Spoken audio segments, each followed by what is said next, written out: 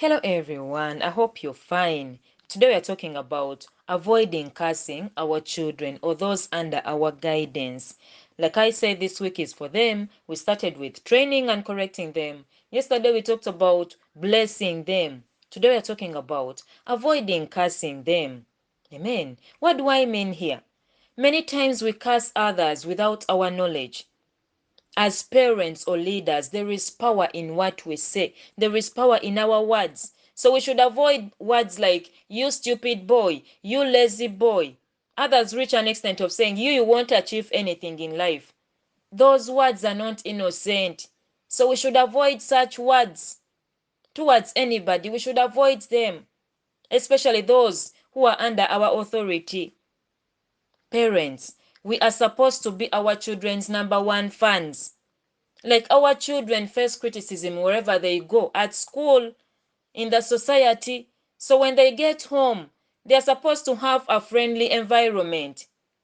And we should also create a conducive environment for our children to open up. Like I said many times, what we see are just symptoms. So maybe your child is struggling in some area. There could be a reason for that. So we should create that environment for them to open up. So we shouldn't create a wall. So they'll end up looking for solutions out there in the world. So regarding criticism, maybe your child is struggling in some subject. This child has already faced discouragement at school. Then when he gets home, you're worse even. You're like, you're ever getting this mark, you're nothing. My dears, let's watch our tongues, yeah?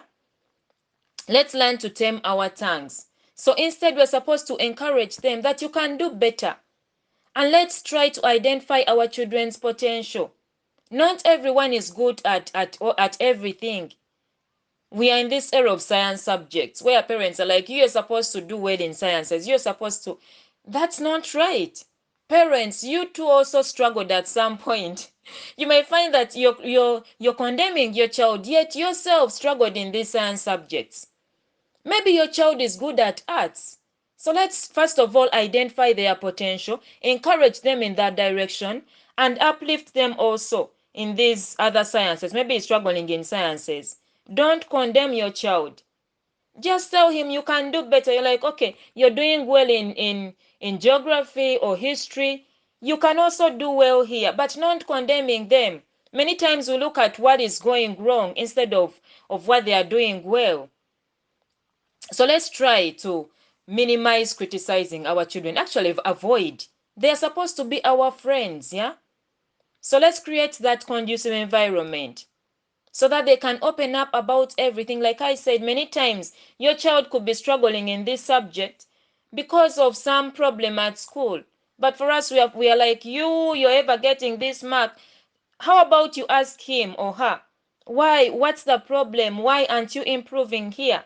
Like in a friendly way. Amen. Yeah, like I said, let us be our children's number one fans. Let's encourage them. They will face that criticism elsewhere. So at home, we should try to encourage them and uplift them because they are our children. These are blessings from God. And we should take a step to identify our children's potential.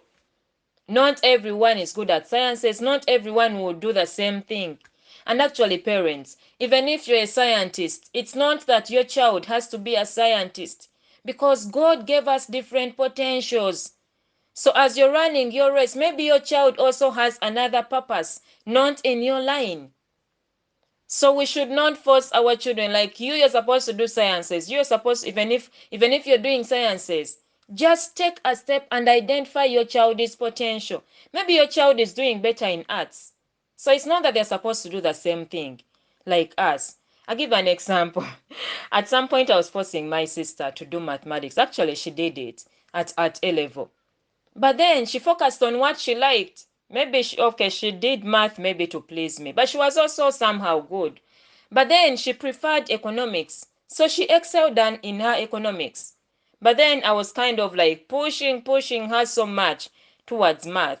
But she chose what she wanted. And she excelled at it. So not everyone is supposed to excel at math.